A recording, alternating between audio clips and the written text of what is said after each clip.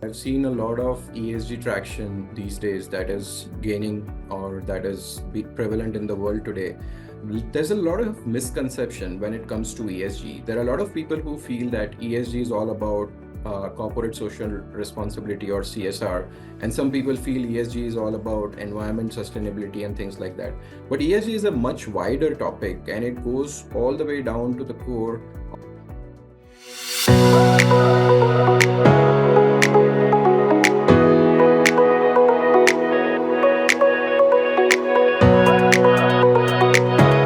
Hello and welcome to FaceTime with Leaders, the podcast where industry leaders share their insights on leadership, transformation, and corporate excellence.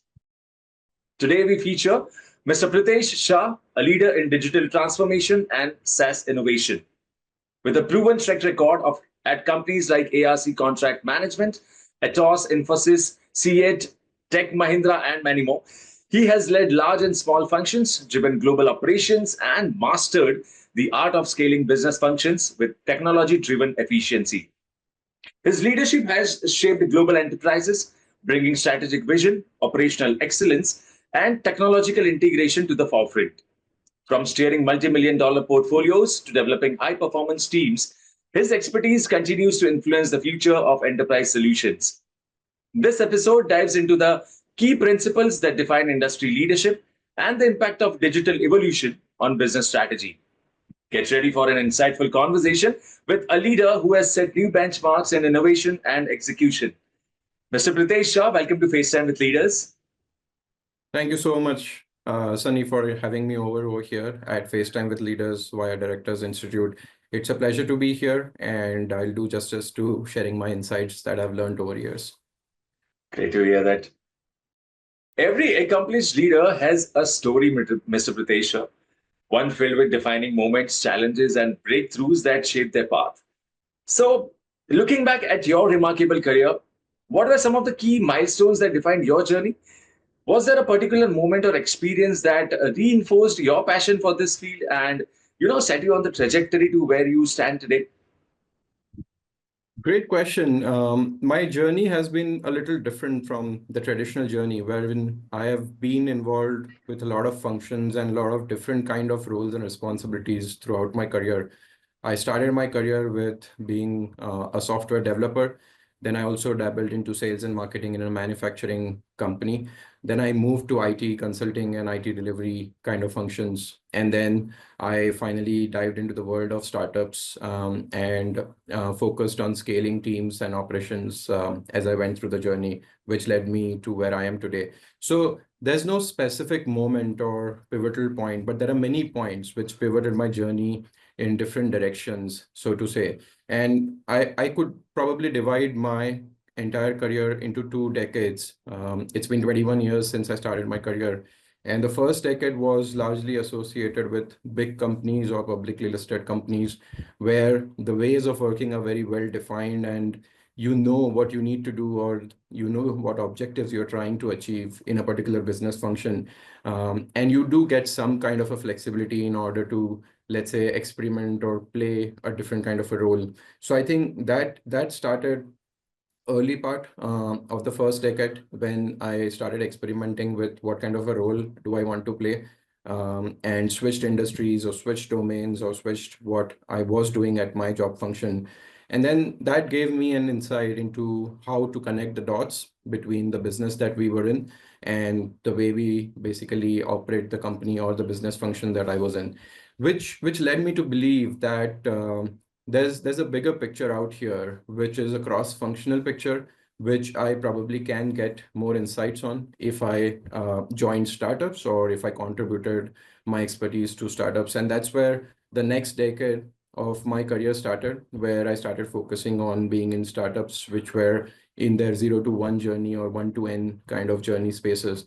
And that gave me the opportunity to scale teams, to establish things from scratch. And as you establish processes and functions and people in an organization, you also get an opportunity to improve these operations and continuously optimize it, while at the same time have a broader view because you can get to wear multiple hats when it comes to across the organization for what we deliver to our end customer. So those were the key points, I would say, in terms of what I did, where I not only got a high level view or a strategic view, the 60,000 feet kind of a view, but also got to work on the ground level operations in order to optimize them or scale them. So that's what led me to today at Arc Contract Management. And I love what I do. And I like to specialize in scaling up from scratch and having that broader view when it comes to cross-functional operations in delivering to your end customer. Incredible. That's incredible, Mr. Shah. And it's always fascinating to hear how a leader's journey unfolds, especially the pivotal moments that shape their approach to business and leadership. All right. So continuing our conversation, Mr. Shah, managing such substantial revenue portfolios in services and ARR across global geographies is no small feat. We all know that. Especially when it comes to the task of scaling up teams, it must require a delicate balance between driving growth and maintaining operational efficiency. So I would love to hear from you. How do you approach this challenge? And how do you ensure that as you push for growth, you are also optimizing processes to ensure smooth delivery and sustainable success? Yeah, that's an interesting question, because the way I look at revenue or managing revenue is slightly different. Irrespective of what business function you represent, there's always an end goal. And that end goal could be bringing in revenue from your customers. That end goal could be selling something to your customers. That end goal could be keeping your customers satisfied once you've delivered your goods or services. So in that sense, every function in an organization has certain goals. So you have to make sure that there is this consistency and quality in terms of what you do as your bread butter when it comes to delivering these expectations in your function. But at the same time, if you are also scaling up teams or optimizing operational processes or trying to gain efficiencies in what you do, then there is a balance that needs to be maintained, like you said, wherein you also have to deep dive into the groundwork and find out where these bottlenecks are, which basically suck away efficiency in the entire process. And then you try to fine tune it or change it in order to make the entire process smoother or more operationally efficient. And while you're doing that, you have to continuously balance or switch views between a strategic view where you are continuously delivering what you are expected to, whereas also improving certain things without breaking the end experience that you give to your end customers. It's like manning a ship as a captain. You not only have to make sure that the direction of the ship is correct, that you're sailing in smooth waters, that you are not encountering bad weather, that you get on radar, but at the same time also monitoring how your engine operations are running or how your fuel loads are being consumed, and continuously tweaking or adjusting if it comes to that, when it comes to all these improvements that need to continuously happen for the ship to sail smoothly, for the customers to have a great experience aboard your ship. So there's always this cusp or cusp kind of a phase, basically, which every leader has to overcome, especially while scaling up teams as you grow. And the moment you overcome this cusp and switch the balance to more operational performance and continuous delivery, that's when magic happens, or that's when results start coming in. It's not always easy or a single switch that needs to be flipped in order to let's say, have your business as usual operations, but it takes some time to realize the benefits or realize the successes of the groundwork that has been put in, either in scaling teams or just consistently delivering what you do. So that would be my view towards balancing these things out. Now, Mr. Shah, I can really sense the careful thought and experience that has gone into shaping your approach. Thank you. Great. All right. So continuing our conversation, Mr. Shah, you have led teams and managed global functions across diverse regions like USA, Europe, and Australia. But what really stands out is how you must navigate the different cultures and business expectations in these regions. So I'm curious, how do you adapt to your leadership style to connect with teams and clients across these diverse landscapes, especially when it comes to handling those high stakes negotiations? Okay, so I would like to answer this question with an example. So let's take an example of a pizza. that let's assume that you are a global organization or a global restaurant chain that delivers great pizza to your customers. Now, 80% of your job is well done when you have the pizza bread, the base recipe in place, because no matter where you go in the world, if your pizza base is proper, then your customers are going to love your pizza. Now, the 20% of it comes with cultural adjustments, meaning that a country might prefer different toppings on the pizza as compared to, let's say, another country.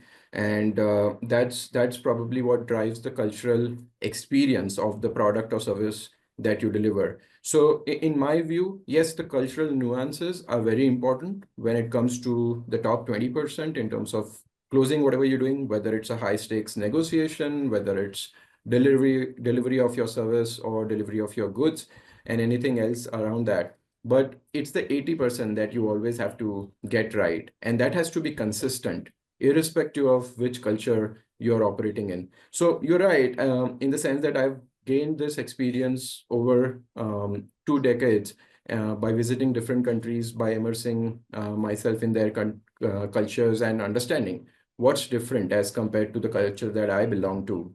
But it's not like you can read a book and understand what these cultural differences are and apply those to your negotiation strategies or important conversations with people from other countries or cultures. So in that sense, I always believe in consistency, which works across the world. And then, of course, you have to dabble in certain nuances like the pizza toppings, which need to be different from one country to another. Absolutely, absolutely. It's incredible how adaptable you have been to different business landscapes. And I'm sure that level of awareness is not easy to maintain, but it's clear it's been a huge, huge asset in driving success for you. Okay, so you have had the privilege of leading a center of excellence during your career, which plays such a pivotal role in shaping an organization's success. It's clear that COEs are not just about process improvement, but about instilling a culture of innovation and continuous growth. So, can you share with us how you approach leading the COEs and implemented best practices? Yeah. So COEs are often looked upon in different ways. So COEs in some organizations could actually mean a dedicated group of people doing a specific part of the job. But according to me, that's not a COE. That's just another business function, which could be a subset of a larger business function, but it's people doing the same kind of work or their expertise area. So it's not really a center of excellence.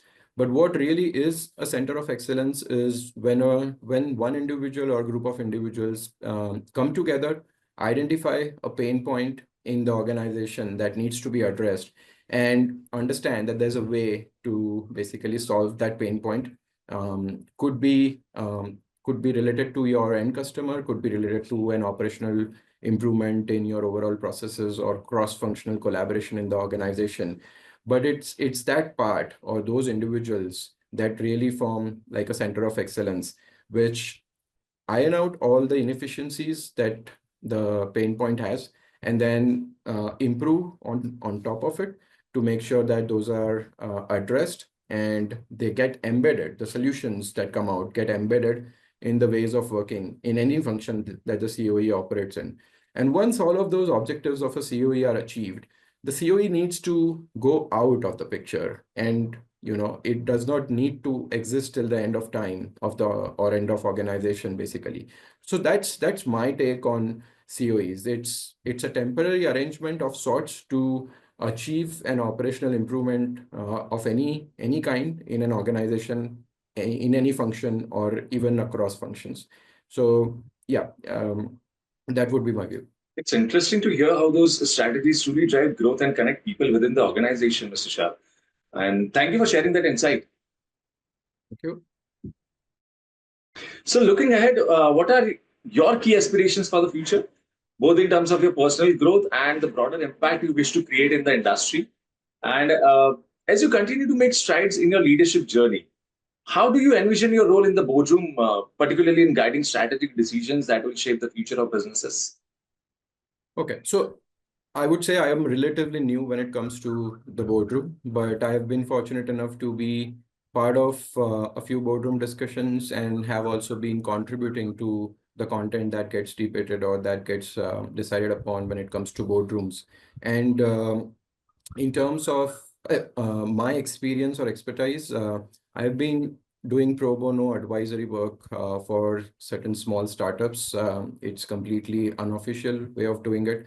But when I get into the official boardroom and when I get an opportunity to be part of the decision-making process from a boardroom perspective, my key focus areas would be twofold. One is gain operational efficiencies, and how do you actually make sure that there are decisions that get taken in an organization which affect the entire operations of the organization and not just a particular function.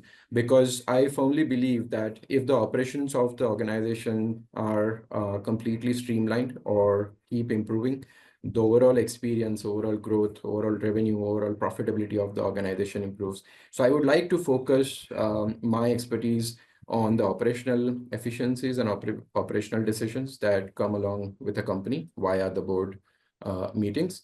And the second area is corporate governance, which is often talked about but not really prevalent when it comes to making sure that there are people who actually drive corporate governance in an organization. The reason for that is that a well-operated or well-governed organization from a corporate governance perspective is also an organization which achieves better results in the long term.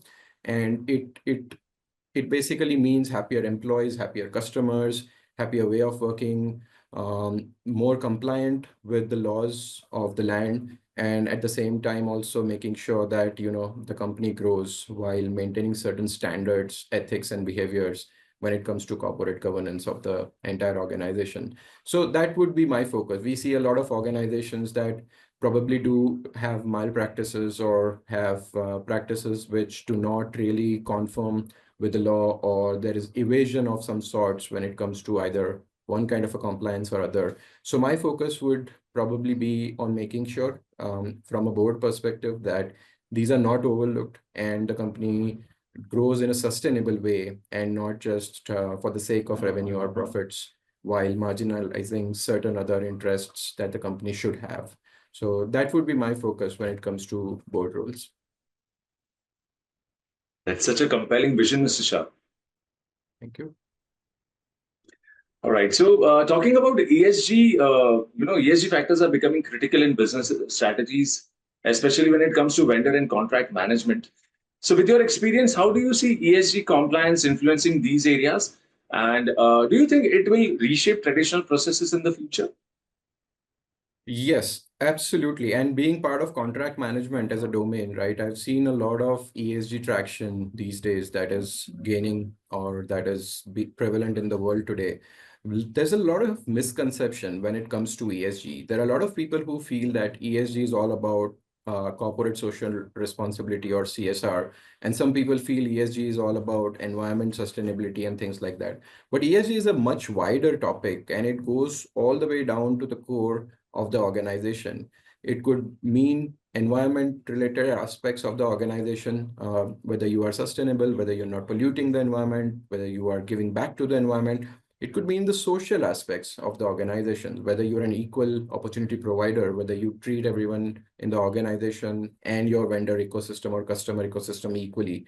And it could be related to governance principles, which I spoke about a little earlier, whether you're ethical, whether you operate based out of a morality compass and things like that. So ESG is a really vast topic, according to me. And I love how it is shaping up because according to me, a company which wants to embrace ESG in any shape or form needs to change a lot of things when it comes to that. For example, if I'm a juice manufacturer and I want to sell juice that is more healthy for everyone and has less preservatives, and let's say I'm currently not doing that, so I not only have to change my manufacturing processes, which means that my vendors that provide me raw materials will change in order to manufacture a juice that is more healthy or has better fruit content and things like that.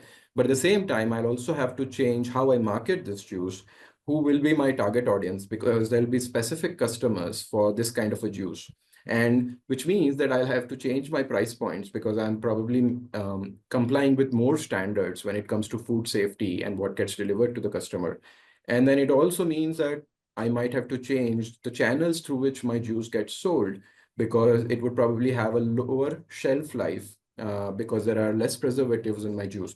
So you see how a small decision to just make better juice with less preservatives affected the entire operations of the company, right from manufacturing or sourcing of raw materials to how you actually sell the juice in the market. So in that sense, I feel that ESG certainly will change the traditional way of working that organizations are used to, and at the same time also the entire ecosystem that the organization works with, whether it's the vendors or the customers you sell to. Absolutely, absolutely, Mr. Shah. Rightly said, ESG is reshaping how businesses operate and make decisions today. Yeah. Great. So you recently joined Directors Institute, Mr. Shah, and how has your experience been so far? And how do you feel this involvement has contributed to your personal and professional growth? Also, could you share any key insights or takeaways from your time with the institute that has influenced your approach to leadership and governance? Yeah, I think it has been a very good journey. I think it was a very good decision to join Directors Institute because I've always looked at company law or regulations that an organization has to follow as an outsider and form an outside in view, feeling that it's too theoretical and there are a lot of jargons and bylaws that need to be studied in order to understand it in its entirety. But at the same time, I think Directors Institute has modularized this entire content, broken it down into digestible capsules, which can be learned over a period of time. There are video modules that can easily be grasped. Of course, there are books that explain the company law and everything else. So in that sense, it has been easy, along with a job, to make sure that, all these vast amount of information comes to you in bits and pieces and easily digestible. What stood out to me from Directors Institute perspective was the live sessions with experts from the boardrooms that were conducted. They gave real practical examples which could be related to the theoretical part that we studied earlier. So that was the key moment for me, according to me, or the key takeaway. And especially the Chakraview series that Directors Institute organizes with Sundaresan Jayamurthy sir was very, very insightful because he gave all the relevant examples from the boardroom and what it meant for those organizations which went through those scenarios. So I think it has been a great journey, and I'm definitely looking forward to be associated with Directors Institute for the long term. Great to hear that. And it's clear that being a part of Directors Institute is not only enriching your personal growth, but also influencing your broader strategic vision. Yeah. Great. Well, that brings us to the end of this insightful episode of FaceTime with Leaders with Mr. Shah. And we can't thank you enough for sharing your personal and professional experiences with us today, Mr. Shah. Your journey, insights into leadership, and deep understanding of the industry have truly been enlightening. Thank you so much for joining in. Yep. Thank you so much for having me here. It was a pleasure interacting. Likewise, and to all our lovely audience, I'm sure you have found today's conversation both thought-provoking and inspiring. Whether you are just starting out or are already an established leader, there is something in today's episode for everyone. It's all about staying curious, embracing change, and leading with purpose. We hope this discussion has sparked new ideas and reflections for you, and that you will carry these lessons forward into your own career and leadership path. Thank you once again to Mr. Shah for being such a fantastic guest, and to all of you who has tuned in. Thank you for joining in. Thank you so much and have a nice time. Thank you.